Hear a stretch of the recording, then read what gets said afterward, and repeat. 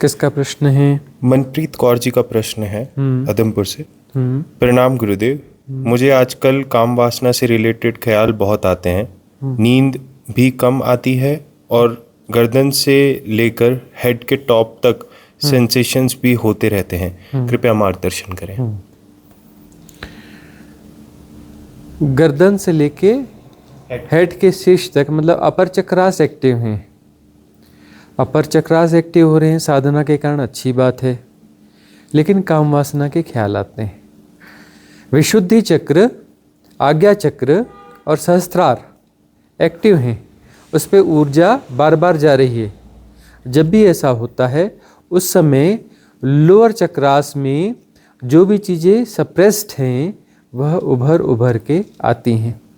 इसलिए लोअर चक्रास की क्लींजिंग जरूरी है। अब मनप्रीत, तुम्हारी उम्र भी ऐसी है, तुम्हारी तो अभी अभी शादी हुई है, फिर ऐसा संयोग कि तुम्हारे पति जो है अब्रॉड में रहते हैं, तो उस चीज़ को प्रॉपर जैसा भोग होना चाहिए वह भी नहीं हो रहा है। तो अब यह है कि जब भी वह संयोग बने उस भोग के समय भी अवेयरनेस रखना, और अभी जो है क्लिंजिंग को बढ़ा देना लोअर चक्रास की। स्वादिष्ठान चक्र की क्लिंजिंग तो वो जो प्राविधि है कल आ रही है, कल संडे है ना। हाँ, कौन सी तारीख है कल? 2 अगस्त। हाँ, तो वह आ रही है सिद्ध क्रिया चैनल पर।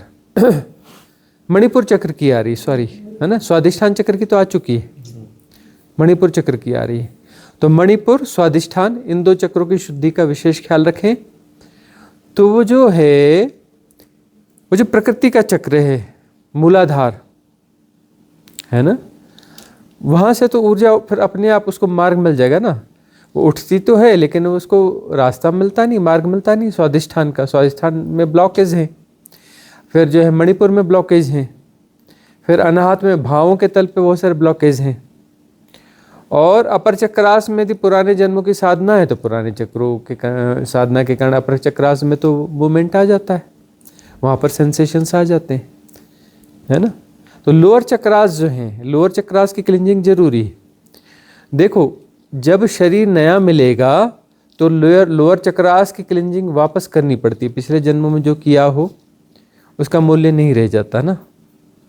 लोअर चक्रास की क्लिंजिंग को पूरा वापस जीना पड़ता है ना। पिछले समय में क्लिंजिंग हुई रही होगी लेकिन पूरी तो ना हो पाई होगी, तभी जो पुनर्जन्म हुआ है, फिर से जो जन्म हुआ है, उसका कारण यही है कि लोअर चक्रास की क्लिंजिंग प्रॉपर हो नहीं पाई, है ना। तो लोअर चक्रास की क्लिंजिंग जो है वो करनी पड़ेगी प्रॉपर। और जब भी अपर चक्रास में सेंसेशन आएंगे तो प्रकृति अपना जोर मारेगी, तुम्हें वापस खींचेगी। मूलाधार यानी प्रकृति, प्रकृति जो है तुम्हें वापस खींचेगी। पशु, तुम पाश में बंधे रहो, तुम मनुष्य हो लेकिन तुम पाश में बंधे रहो। पशु की ओर तुम्हारा रुझान होना चाहिए, तुम्हारा रुझान देवत्व की ओर नहीं होना चाहिए। और जो है साधना के द्वारा हम अपने रुझान को देवत्व की ओर डाइवर्ट करते हैं, ठीक है ना। यहाँ एक और बात कंफ्यूजन पैदा होगा कि क्या हम काम वासना के आलोचक हो गए? बिल्कुल नहीं आलोचक हुए। काम वासना को जियो लेकिन सहजता से और सजगता से जियो। गृहस्थ जीवन में हो कोई बात नहीं है ना, जहाँ जैसे हो, जब भी जियो उसको सहजता से जियो, सजगता से जियो, ताकि उसके पार उठ सको। उससे ऊपर इसलिए नहीं उठा जाता क्योंकि सहजता और सजगता नहीं है। जब भी काम वासना में जाते हैं उसमें सहजता चाहिए। सहजता तो हम नहीं समझते, जैसे भी हम जो है हम वृहद अवचेतन मन को देखते हैं, जो कलेक्टिव सबकॉन्शियस माइंड को हम जब देखते हैं, वहाँ पर जाकर के हम रीड करते हैं, तो हमें जो है यह दिखने में आता है कि उस दौरान लोग सहज नहीं होते, काम क्रिया के दौरान लोग सहज नहीं होते और ना ही सजग होते। यदि सहज हों और सजग हों तो उससे ऊपर उठा जा सकता है। क्यों? क्योंकि उसमें प्रकृति का पाश पूरी तरह से स्पष्ट हो जाएगा ना। सहजता और सजगता में ही तो प्रकृति का पाश पूरी तरह से स्पष्ट हो जाएगा, तो उससे ऊपर उठा जा सकता है। और उससे ऊपर उठने के बाद में साथ में यह क्लिनजिंग भी चाहिए। कौन सी? स्वादिष्ठान चक्र की, मणिपुर चक्र की और अनाहत चक्र की। इन 3 चक्रों की क्लिनजिंग चाहिए ही। तब वह ऊर्जा जो है चक्र भेदन करते हुए कहाँ जाएगी? विशुद्धि चक्र, आज्ञा चक्र और स्वादिष्ठान अपना ब्रह्म क्षेत्र में, सहस्त्रार में। तो उस समय जो यह ऊर्जा उठेगी वह अलग है। अभी जो सेंसेशंस उठ रहे हैं वहाँ पर बहुत अच्छी बात है, लेकिन ये वो वाले सेंसेशंस नहीं है। जब यहाँ से चक्र भेदन कर होके जाएगी ना ऊर्जा, तब वहाँ के सेंसेशन बिल्कुल अलग किस्म के होंगे। वो सेंसेशंस ऐसे सेंसेशंस नहीं होते यहाँ जी घूम रहा है जी, ऐसा हो गया जी, वैसा हो गया जी, ऐसा नहीं होता है। तब तो जो ऊर्जा उठेगी वो तो बिल्कुल जैसे बाढ़ वाली नदी होती है ना, इस तरीके से ऊर्जा उठेगी, तोड़ फोड़ मचाती। चक्र भेदन यानी पूरा तोड़ फोड़ मचाते हुए निकल जाएगी, सारे बैरियर सबको बहा के सब कचरा साफ कर देगी। जब बाढ़ आती है उसमें जो है सारा कुछ जो है कूड़ा कचरा मल जो भी जमा रहता है सब साफ हो जाता है। तो उस ऊर्जा के महत् प्रवाह में वह सब क्लिनजिंग प्रॉपर हो जाती है। सारे चक्रों के भेदन के साथ में वहाँ पर क्लिनजिंग होती है। और जो है तब अपर चक्रास की स्थिति अलग होती है। तब वह राइट एक्टिवेशन में आते हैं। एक्टिवेशन तभी है, पुराने पुण्यों का उदय हुआ है, लेकिन उसका राइट एक्टिवेशन वहाँ पे बहुत ज़्यादा ऊर्जा चाहिए, छोटी मोटी ऊर्जा नहीं चाहिए। विशुद्धि चक्र के लिए, आज्ञा चक्र के लिए और सहस्त्रार के लिए छोटी मोटी ऊर्जा नहीं। छोटी मोटी ऊर्जा है तो चलती रहेंगी, पूरा जीवन चलेगी, है ना, जीवन जन्मों जन्मों चलेंगी, नहीं उससे बात नहीं बनती। वहाँ पर अदम्य प्रवाह चाहिए, ऐसा प्रवाह चाहिए जो वहाँ के सारे बैरियर्स को तोड़ दे। सोच सकते हो कि तुम अपने आत्मवत्ता को कैसे खोगे, तुम अपनी आत्मसत्ता को कैसे खोगे। आत्मसत्ता को खोना होता है, उसका विसर्जन चाहिए, अदम्य प्रवाह चाहिए उसके लिए। ब्रह्म सत्ता को खोना होता है, अदम्य प्रवाह चाहिए, है ना। और तब जाकर के ब्रह्मरंध्र पैदा होता है, तब जाकर के ब्रह्मरंध्र पैदा होता है। तब तुम्हारी जो सेपरेशन की ऊर्जा, जो सेपरेशन के दायरों को, छोटे दायरों को जी रही है, वह फिर उस कॉस्मिक रिदम के साथ ऐक्य को जिएगी, उसके साथ समन्वित होगी, समायोजित होगी। तब तो अदम्य प्रवाह चाहिए। उस अदम्य प्रवाह के लिए प्रकृति की इस शक्ति की जरूरत है। प्रकृति की यह शक्ति जो है चक्र भेदन करते हुए उठे। चक्र भेदन तभी होगा जब उसकी क्लिनजिंग करोगे, कमजोर कर दोगे, उसके जो भी बैरियर्स हैं, जो भी बाधाएं, उनको कमजोर कर दोगे, तब जो प्रवाह उठेगा तो वो कमजोर प्रवाह सब उसको तोड़ते फोड़ते निकल जाएगा।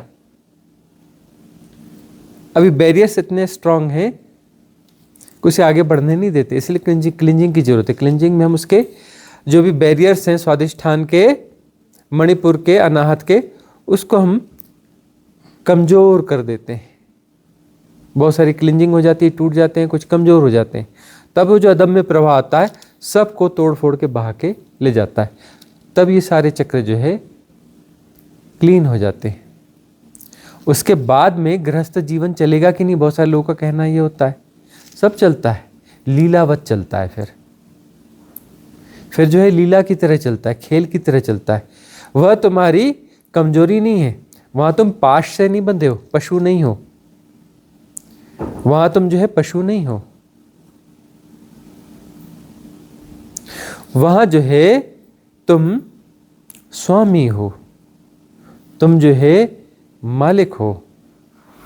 तुम चाहो तो उसे प्ले करो, चाहो तो प्ले न करो, चाहो तो उसे खेलो, चाहे तो न खेलो। परिस्थिति के अनुसार विवेक सम्मत रूप से जैसा संभव है, जैसा वहाँ पे होना चाहिए, वैसा हो जाएगा।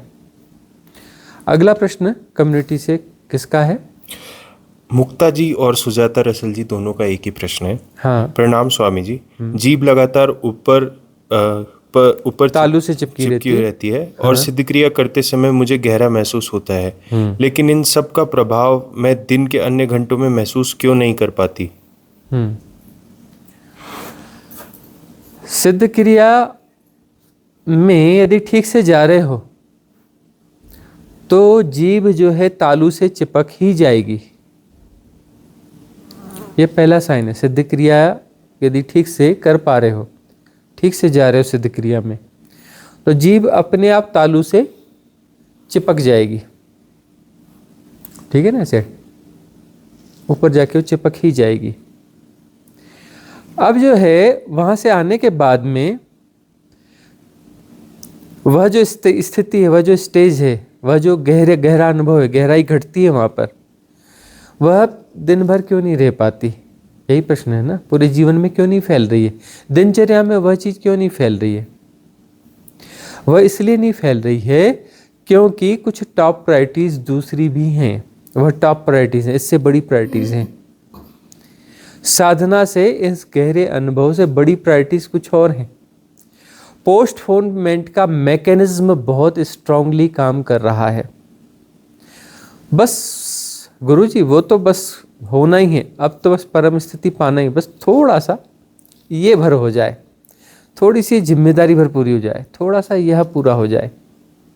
जैसे कि साधना की उच्च अवस्था तुम्हारी जिम्मेदारी की दुश्मन है, ऐसा मान लिया गया है कि साधना घट गई तो, है ना, वो संजय काला जी पूछते रहते हैं, है ना, कि फिर उसके बाद गृहस्थ जीवन का कैसे होगा, मेरे अपने जॉब, कारोबार, इन सब का क्या? अपने खुद के बारे में जैसे थर्ड पर्सन के बारे में पूछ रहे हो, इस तरीके से पूछते हैं। प्रश्न उनके खुद के लिए है, लेकिन पूछते कैसे हैं? जैसे किसी थर्ड पर्सन के लिए। ऐसा साधक को होगा तो क्या होगा, उसके गृहस्थ जीवन का क्या होगा? वो भूल तो नहीं जाएगा कि बैंक में सिग्नेचर कैसे करते हो? भूल तो नहीं जाएगा कि कौन से बैंक में अपना माल रखा है? ऐसा लगता है ना, साधना घट गई और पता चला हम भूल भाल गए।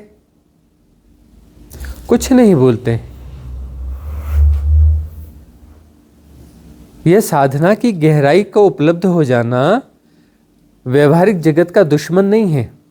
व्यवहारिक जगत में जो व्यर्थ की चीजें हैं वह चली जाएंगी और जो चीजें जरूरी हैं वह निभाई जाएंगी। वह बैलेंस धीरे धीरे सीख जाओगे। हो सकता है अतिवाद पे कुछ लोग चले जाते हैं, कुछ लोग अतिवाद पे चले जाते हैं। हमने से बहुत सुना कि वो साधु बन जाते हैं ना, बहुत सारे लोग अपना वो मुंह में पट्टी बांध लेते हैं, कोई कैसे नग्न हो जाते हैं, कैसे ना मुनि बन जाते हैं, कुछ बन जाते हैं, बन जाते हैं। और बनने के बाद जो है महीने, 2 महीने, 3 महीने बाद जो है भूत उतरता है, फिर पछताते हैं, लेकिन उससे बाहर जा भी नहीं सकते। वो कठिन वाले साधु बन जाते हैं आवेग में, है ना। तो कुछ वैसी बात हो जाती है, कुछ अतिवाद पे चले जाते हैं, साधना करते हैं। हम हमारा तो सहज योग है ना, कुछ छोड़ने की बात ही नहीं। तो वहां पर अतिवाद में चले जाते, नहीं व्यवहारिक सत्य की ऐसी तैसी सब छोड़ दो। अरे भाई, जो बहुत जरूरी है उसको सहजता पूर्वक, सजगता पूर्वक निभाओ, और दिखता है कि ये कोई जरूरी नहीं, इसके बगैर आसानी से चल जाएगा, उसको ड्रॉप आउट कर दो, उसको ड्रॉप करते चलो। इस प्रकार का संतुलन बिठाना तो पड़ेगा ना।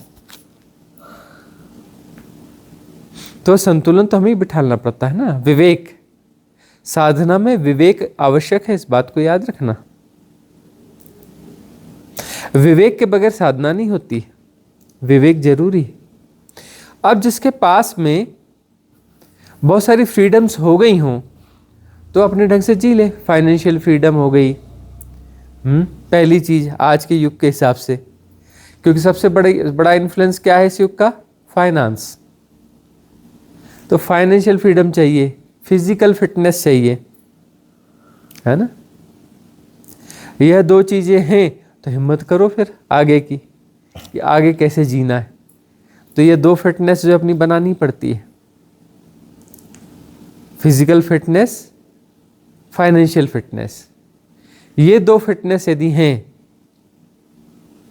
तो फिर अपने ढंग से जी सकते हो, बहुत सारी चीज़ों को ड्रॉप आउट कर सकते हो व्यवहारिक जगत की।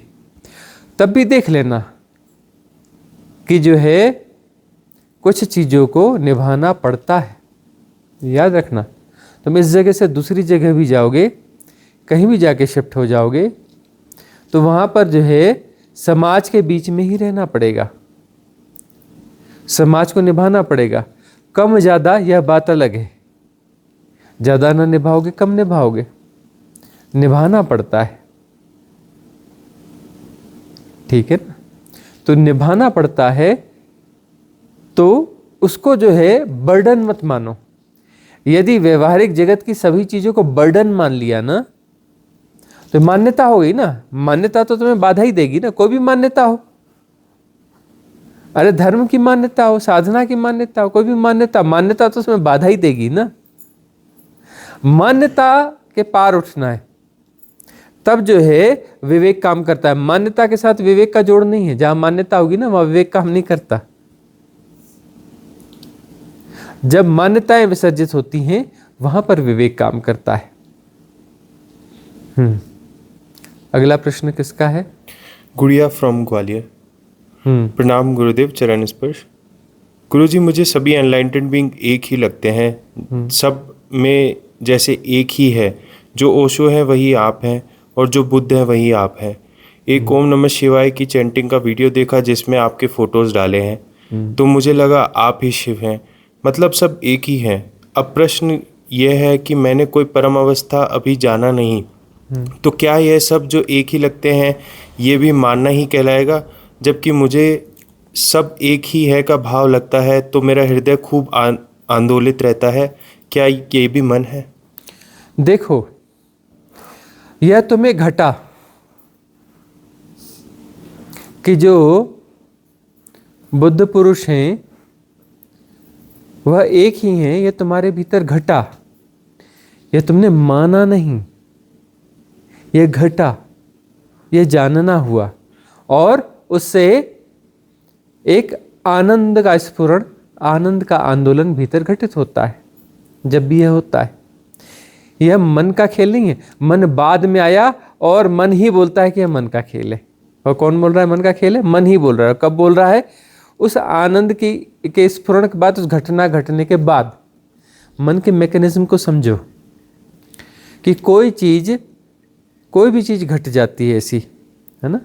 मन बाद में आता है और दावा करता है, देखो ऐसा ऐसा हो गया, मैंने ऐसा कर लिया।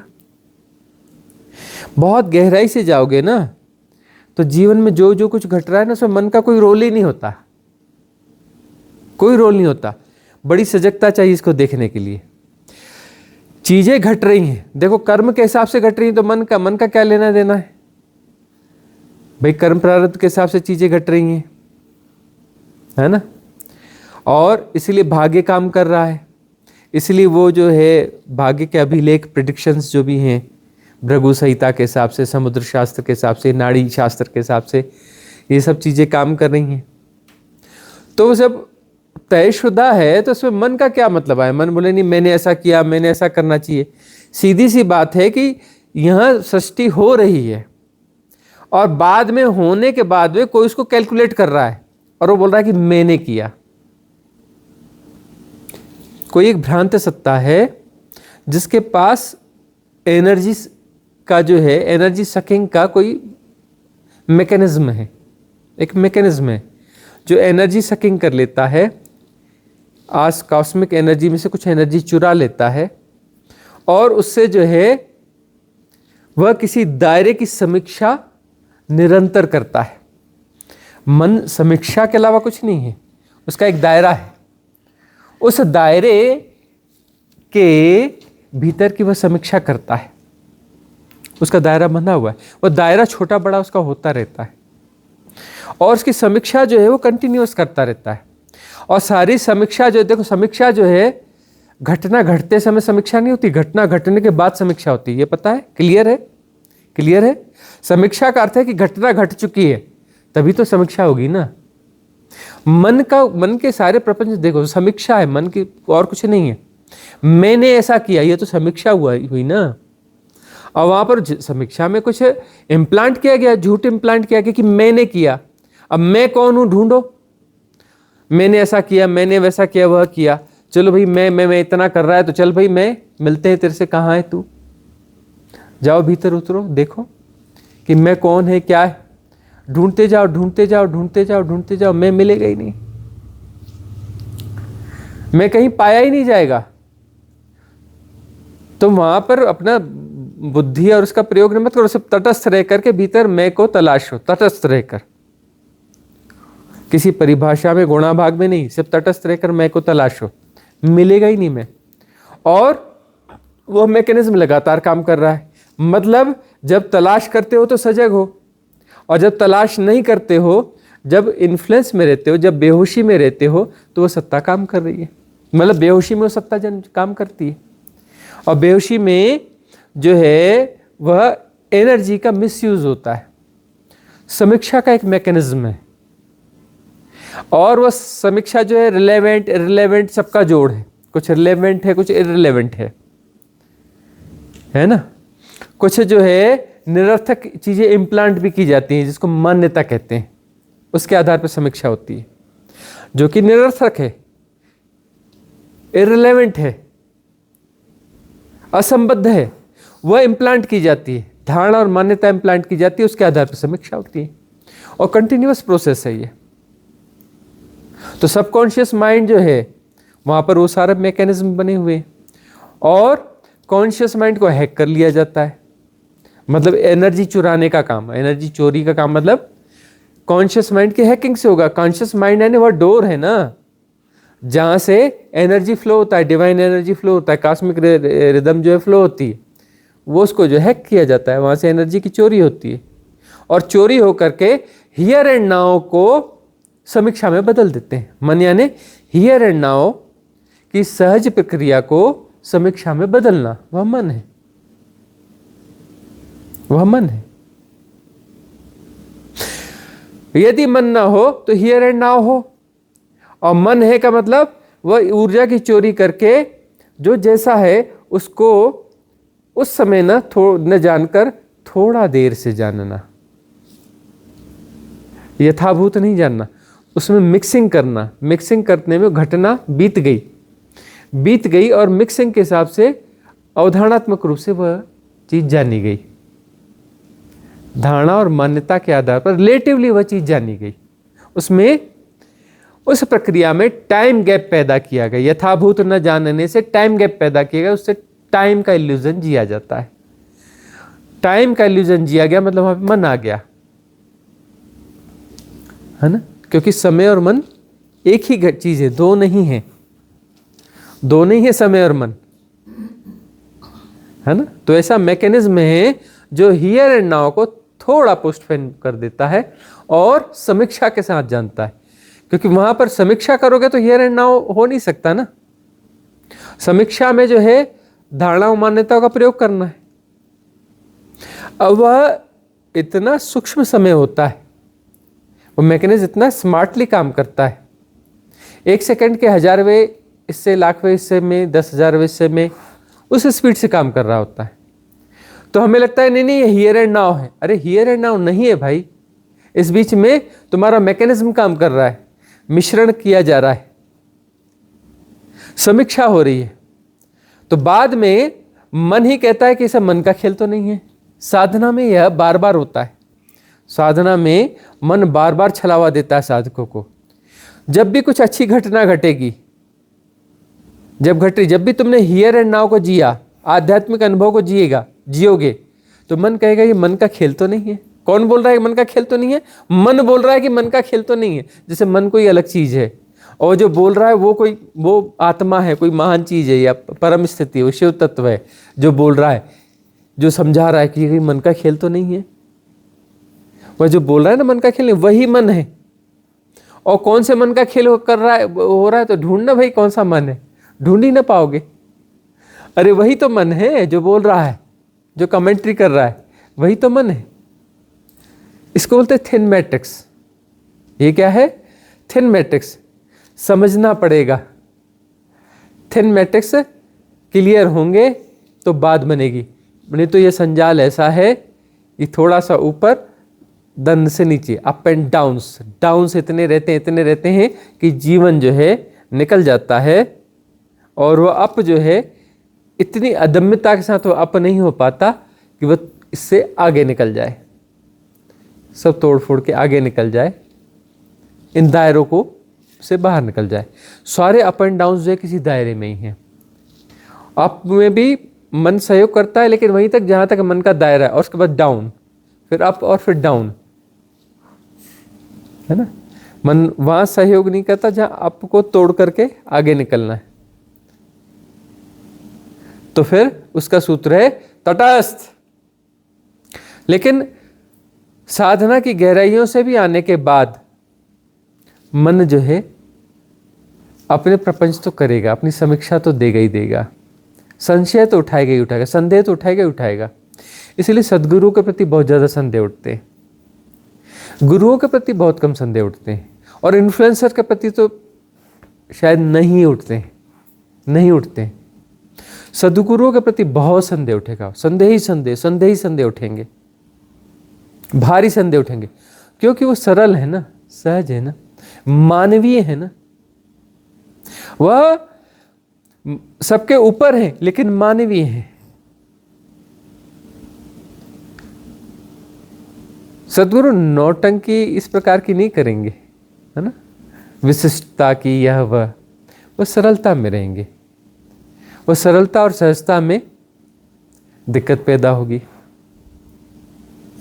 है ना। अनुभव घटा है गुड़िया कि सारे बुद्ध पुरुष एक ही हैं। इसलिए तो हम कहते हैं कि जो है तुम भटकोगे,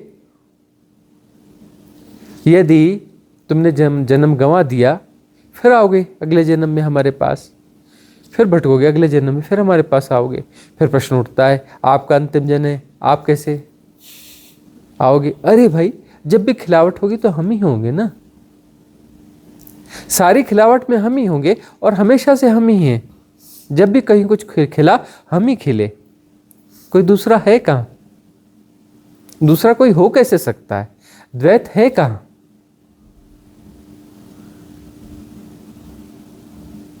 तो ये द्वैत को देखने वाला मन है। अद्वैत जब होगा तब तुम्हें स्पष्ट हो जाएगा। उस समय में तुम्हारे मन में संशय नहीं था। जब गुड़िया तुम्हें अनुभव घटा, उस समय तुम्हारे मन में संशय नहीं था कि सब एक ही हैं। हम ही थे वह शिव, हम ही थे बुद्ध, हम ही है मैत्रेयानंद है, आगे भी हम ही होंगे, सब कुछ हम ही थे। दूसरा कोई था कहाँ? दूसरा कोई कभी हुआ कहाँ? हो कैसे सकता है? दूसरा तो हुआ ही नहीं ना, टूटा तो कभी है ही नहीं, तो जोड़ने का सवाल कहाँ से पैदा हो गया? अनखिले भी हम हैं, खिले भी हम हैं। आपको क्या जरूरत है जी कि ये जो है सबको देशना देते रहते हो, ये करते रहते हो? अरे खिले हुए भी हम हैं, अनखिले भी हम हैं, टूटा हुआ कुछ है ही नहीं। एक संगीत है तो कि वो जो है बीज अंकुरित होगा, पल्लवित होगा, पुष्पित होगा, ठीक है ना। और यह एक खेल है, यह जो एक खेल है, इसमें सहयोग होगा ही होगा, क्योंकि वह दो है ही नहीं। वह हमारे होने का ही ढंग है। सब कुछ हमारे होने का ढंग है। तो जो है सहयोग किया ही जाएगा, क्योंकि हर अंकुरण में हम ही अंकुरित होते हैं,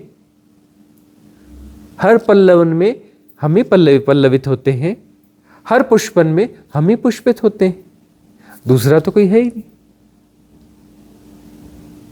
और अलग अलग नहीं है, अलग अलग है ही नहीं। आपको क्या जरूरत है कि आप जो है, कई बार कई ऐसे प्रश्न भी आते हैं कि आपका तो काम हो गया, आपको क्या जरूरत है बाकी साधकों को सहयोग देने की? अरे अलग है ही नहीं, हम ही हैं। तो जो बीज है वह भी हम हैं, जो अभी खिला नहीं, जो अंकुरित हुआ वह भी हम हैं, जो पल्लवित हो गया वह भी हम हैं, जो पुष्पित हो गया वह भी हम हैं। सारी खिलावट भी हम में और बीज भी हम में। तो हम किसी दूसरे को सहयोग कहाँ कर रहे हैं? अरे हमारे होने का ढंग है ऐसा, हम किसी को सहयोग नहीं करते, दूसरा तो है ही नहीं। हम क्या दूसरों को सहयोग कर रहे हैं? तुम लोगों को सहयोग कर रहे हैं? काय का सहयोग कर रहे हैं भाई? हम अपने आप को सहयोग करें, अपने हमारे होने का ढंग है। अपने आप को सहयोग कर रहे हैं नहीं, ये हमारे होने का ढंग है। हम हो रहे हैं, हम हो रहे हैं, शाश्वत सनातन सदा से हम हो रहे हैं, हम हो रहे हैं। तो इस प्रकार के संशय साधकों को आते रहेंगे, क्योंकि मन जो है, मन समीक्षा का एक मैकेनिज्म है, समझो। और समीक्षा का मतलब घटना घटने के बाद, समीक्षा घटना घटने के बाद होती है, हियर एंड नाउ समीक्षा नहीं होती। अगला एक प्रश्न कोई ले लें कम्युनिटी से, किसी का बीच में प्रश्न हो तो हाथ उठा लेगा। हाँ, सुजाता नेगी जी का प्रश्न है। प्रणाम स्वामी जी, कायानुपासना क्या है और उससे क्या लाभ है, कृपया बताएं। ये जो है पहले इस पे चर्चा हो चुकी है ना। उन प्रश्नों को उठाना समझदारी की बात तो है नहीं। कायानुपासना पे तो अपना वीडियो ही है ना। काया नहीं हूं मैं, काया नहीं हूं। तो मैं काया नहीं हूं यह जानना है तो काया को जीना होगा, ढंग से जीना होगा। काया को चलते हुए जानना, खाते हुए जानना, हर सेंसेशन को जानना, हर गतिविधि की काया, काया की कोई भी गतिविधि है, समस्त गतिविधियों को यथाभूत जानना,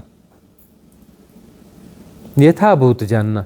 यथाभूत जानने से चैतन्य जो है काया का जानने वाला हो जाता है। चैतन्य जो है काया का जानने वाला हो जाता है। तो काया ही मैं हूं, मैं ही काया हूं, बस काया को ही जी रहे हम। उससे बाहर निकलना होता है, उससे ऊपर उठना होता है, उससे ऊपर उठना हो जाता है। काया को यथाभूत जाना जा रहा होता है तो उसमें काया के साथ में फिर समस्त को भी जाना जाता है। अगली काया स्पष्ट होती है। भौतिक काया को यथाभूत जानोगे तो आकाशिक जो काया है, इथरिक जो काया है, वह स्पष्ट होगी, जिससे बृहद होगी।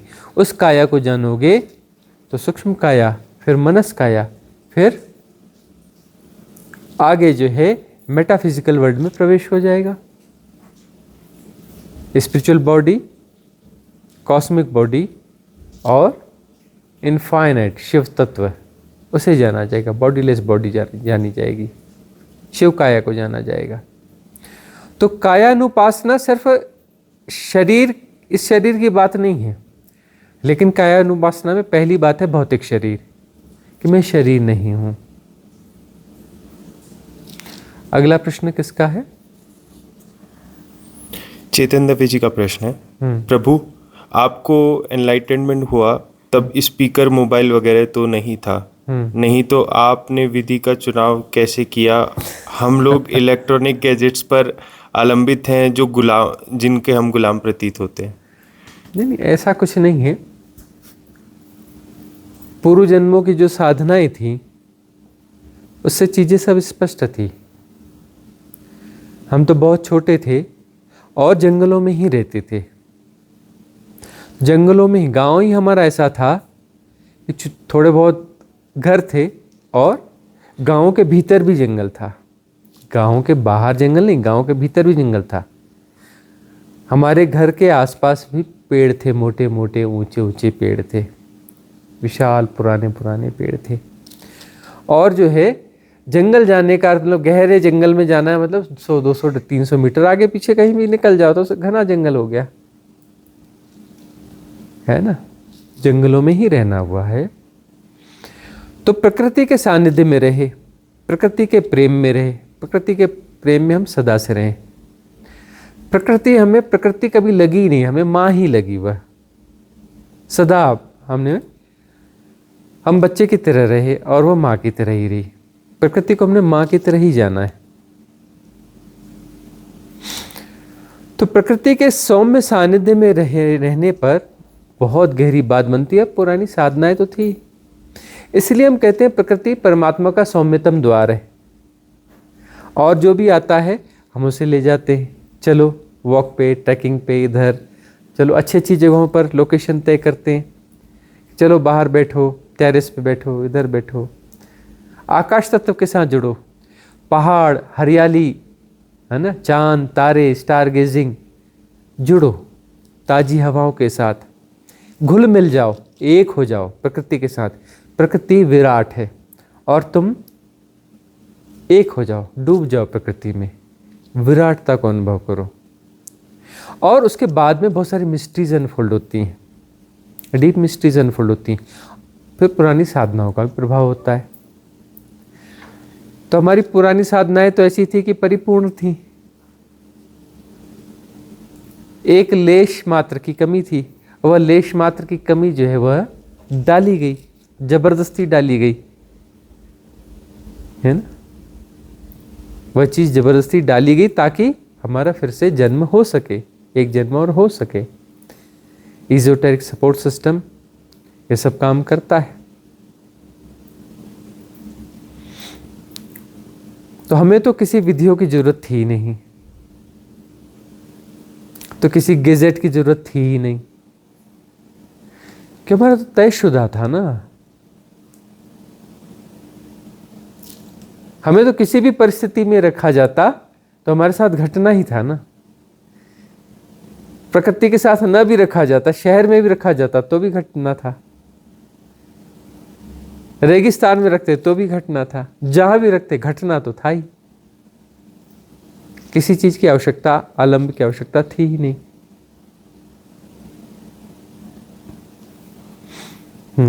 एक प्रश्न गौरव जी का। हाँ भगवान, साधक का होश बढ़ जाता है। हाँ। तो तीन उतार चढ़ाव होते रहते हैं जीवन में। साधक कैसे जाने कि वो उसके मन का करा धरा है या फिर इजोटेरिक सपोर्ट कुछ मदद कर रहा है या फिर बेहोशी में भाग्य काम कर रहा है।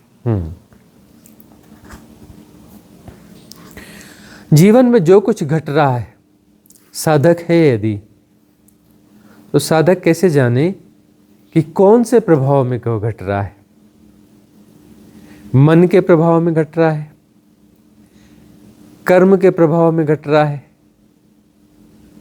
या फिर जो है कहीं कोई डिवाइन हेल्प है। कैसे जाने, कैसे, क्यों, कब, कहाँ, क्यों, कैसे, सुना है ना। 5Ws, 6 ककार सुने, पत्रकारिता के मूल स्तंभ है, मूल आधार है। 5Ws, 6 ककार, कब, कहाँ, क्यों, कैसे, है ना, किस लिए, किससे, इस आधार पर जो है जर्नलिज्म चलती है। तो यह सब जो है मन की पुष्टि है ना, मन के खेल, कि मन जो है अब कहता है साधक मैं कैसे पता करूं। अरे तुम पता करके कर क्या लोगे। मन को यदि पता चल जाए, पता कौन किसको करना है, मन को ना। और मन पता करके क्या करने वाला है, कोई नया गौणा भाग नहीं, नया अपना वो बनाएगा माया जाल, नया मैट्रिक्स गढ़ेगा। उसको डेटा चाहिए नए मैट्रिक्स के लिए। गुणा भाग छोड़ो कि कहाँ से हो रहा है, क्यों हो रहा है, समर्पित हो जाओ और जो है साधना में नियमितता लाओ। समर्पण जब भी नहीं होगा ना तो गुणा भाग आ जाएगा। गुणा भाग आया मतलब समर्पण में कमी है, ठीक है ना। और यह देख लेना कि समर्पण के लिए मन तैयार नहीं होता है। सद्गुरुओं के सामने समर्पण तो बहुत मुश्किल काम है, क्योंकि सद्गुरु सहज और सरल होते हैं ना, सहज और सरल होते हैं। तो सहज सरल होते हैं तो संशय पैदा होने लगता है, बड़ी जल्दी संशय पैदा हो जाता है। बड़े स्वाभाविक होते, बहुत जल्दी संशय पैदा होता है ना। और गुरुओं को आडंबर करने पड़ते हैं, जरूरी है। हम नहीं कहते गुरु गलत है, वो अपनी जो भी है उनको प्राइमरी शिक्षाएं देनी है वो बराबर देते हैं, सही देते हैं, लेकिन उन्हें आडंबर करने पड़ते हैं। बड़े तामझाम रखने पड़ते हैं, और गुरुओं के पास लाखों की भीड़ होती है। तो गुरुओं को दायित्व दिया गया है कि उन्हें लाखों की भीड़ है ना, और जो है उन्हें ऊंचे आसनों में बैठना है, मिलना बड़ी मुश्किल से है, ठीक है ना, और सामान्य सामान्य बातें बोलनी है, जैसे नैतिक शिक्षा जैसी बातें जो है बोलनी है, लगभग वही बातें होती हैं नैतिक शिक्षा वाली। तो गुरुओं को वैसा काम दिया जाता है, ठीक है ना। और सद्गुरुओं के साथ जो है तुम्हें संशय बहुत ज़्यादा आएंगे, मन के गुणा भाग बहुत चलेंगे, बहुत गुणा भाग चलेंगे, और इस गुणा भाग के बीच में डंडे पड़ते हैं। इस गुणा भाग से, गुणा भाग के बीच में तुम अवसर पैदा करते हो कि कहाँ पर तुम्हें ठोका जाए और पीटा जाए, कहाँ तुम्हें तोड़ा जाए और फोड़ा जाए, अवसर भी वहीं पैदा होते हैं। सवाल ये कि तुम डटे हुए हो कि नहीं, टिके हुए हो कि नहीं। मन के प्रपंच हैं ये सारे, है ना, डेटास, यह डंग वह डंग, हाँ, कि ये किस कारण होता है, वो किस कारण होता है, ऐसा क्यों हुआ, वैसा क्यों हुआ, है ना। और इस आधार पर जो है, जैसे वो जो रिपोर्टाज और लेख लिखते हैं जर्नलिस्ट, है ना, वो लिखे जा सकते हैं, लोकप्रिय हो सकते हैं।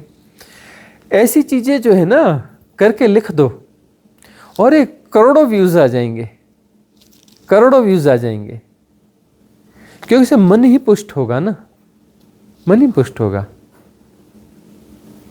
हमने 16 साल जर्नलिज्म किया है, पत्रकार रहे 16 साल तक। इन ककारों का उपयोग हमें बहुत अच्छे से आता था, और संपादक, एडिटर डरते थे कि किसी दूसरे पेज पे न्यूज़ डाल दी तो ये बंदा फ़ोन ऐसी तैसी कर देगा हमारी, और न्यूज़ इसकी सही है।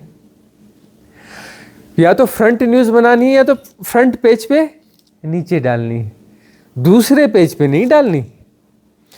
जोखिम नहीं लेना, खतरा नहीं लेना।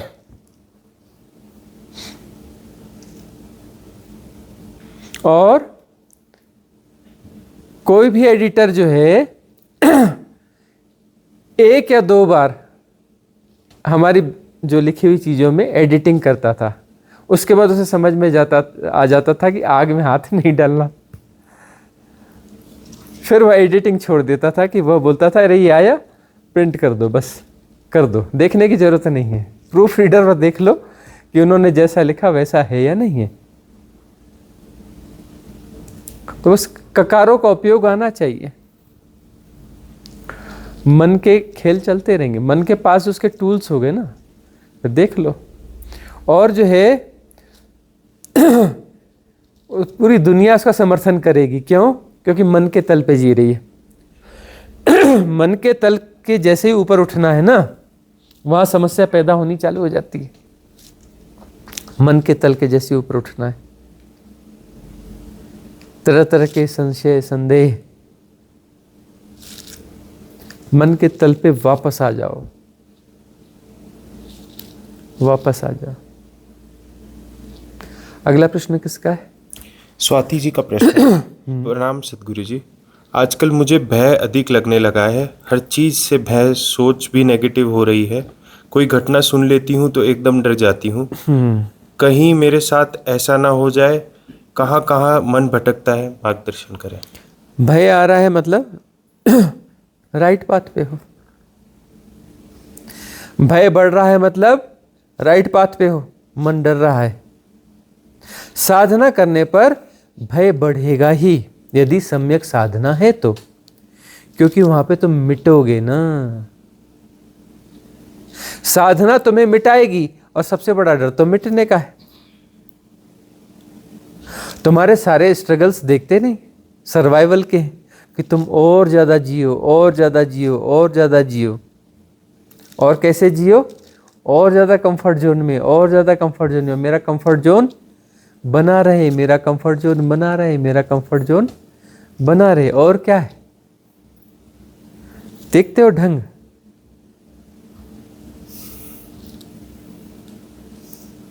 तुम्हारे मन का सारा ढंग क्या है? सर्वाइवल। जहां जहां तुम्हारा तादाद में है, एसोसिएशन है, उसका सर्वाइवल होता रहे और वह सुरक्षित रहे।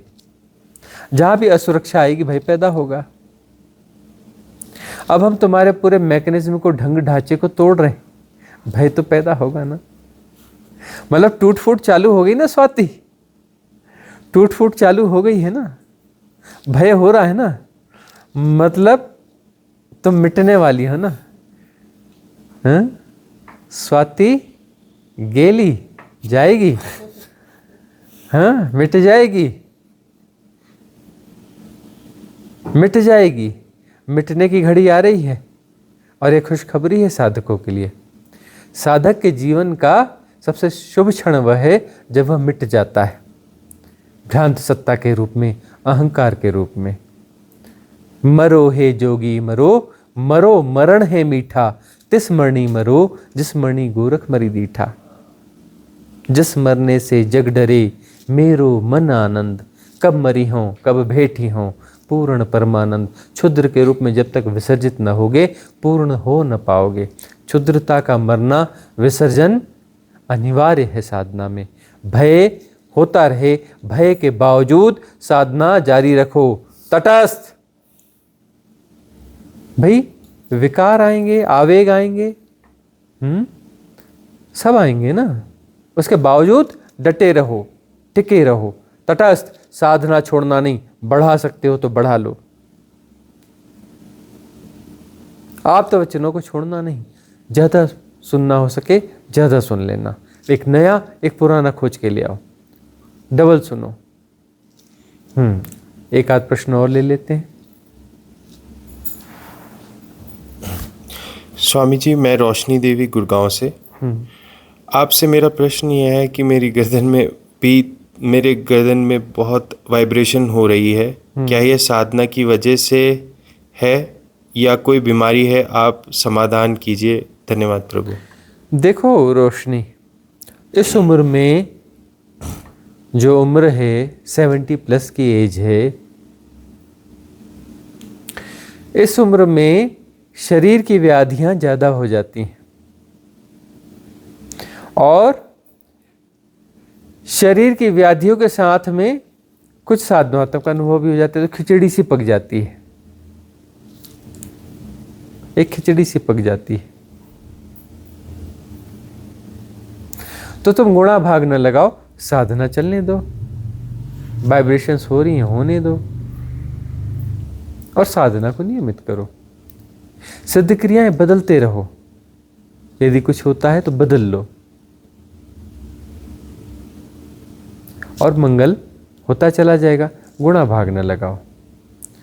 आज की सभा का विसर्जन करते हैं, मंगल कामना करेंगे। भवतु